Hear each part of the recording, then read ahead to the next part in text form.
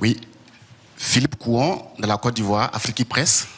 Le G20 vient de débattre du partenariat avec l'Afrique. On a vu le plan Marshall avec l'Europe, qui a coûté près de 150 milliards de dollars aujourd'hui pour une conversion. Concrètement, combien les pays du G20 sont prêts à mettre, en tout cas dans l'enveloppe, pour sauver l'Afrique? Et quelle sera la contribution de la France? Alors, je vais vous dire, je ne crois pas une seule seconde à ce genre de raisonnement. Pardon d'être aussi direct. Il y a eu plusieurs enveloppes qui ont été données. Alors, vous savez, nous avons, soit nous, soit dans nos équipes, les champions du monde de l'addition de milliards. Ça fait d'ailleurs des décennies qu'on vous promet des plans Marshall pour l'Afrique et qu'on les a d'ailleurs décidés et faits. Donc, si c'était aussi simple, vous l'auriez constaté.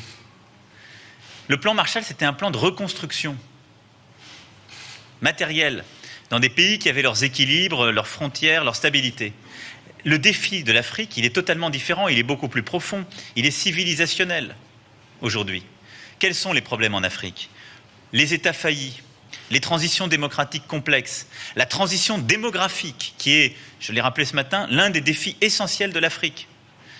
C'est ensuite les routes des trafics multiples qui nécessitent des réponses aussi en termes de sécurité et de coordination régionale. Trafic de drogue, trafic d'armes, trafic humain, trafic de biens culturels. Et c'est le fondamentalisme violent, le terrorisme islamiste. Tout ça aujourd'hui mélangé crée les difficultés de l'Afrique, en même temps que nous avons des pays qui réussissent formidablement, un taux de croissance extraordinaire qui fait dire à certains que l'Afrique est une terre d'opportunités.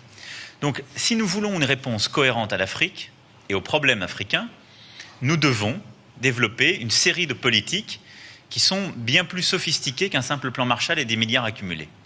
Partout où le secteur privé peut s'impliquer, il doit s'impliquer, nous devons l'orienter. C'est ce que nous sommes agréés avec la Banque mondiale. En matière d'infrastructures essentielles, d'éducation, de santé, là, il y a un rôle pour le financement public et c'est dans ce cadre que nous devons agir. C'est notre responsabilité. En matière de sécurité, nous devons agir en lien avec les organisations régionales africaines.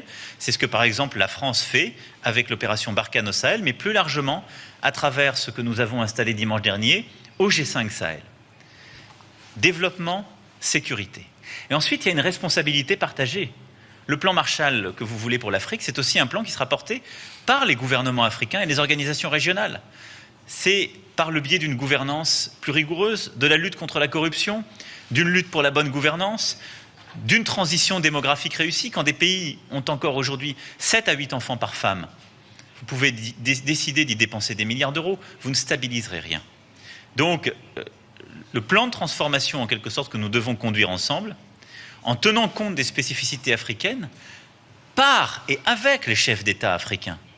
C'est un plan qui doit prendre en compte nos propres engagements sur l'ensemble des chantiers que je viens d'évoquer, mieux associer public et privé, et doit se faire de manière beaucoup plus régionale, parfois nationale, dans la durée. C'est la méthode qui a été retenue là, c'est ce que nous faisons partout où nous sommes engagés.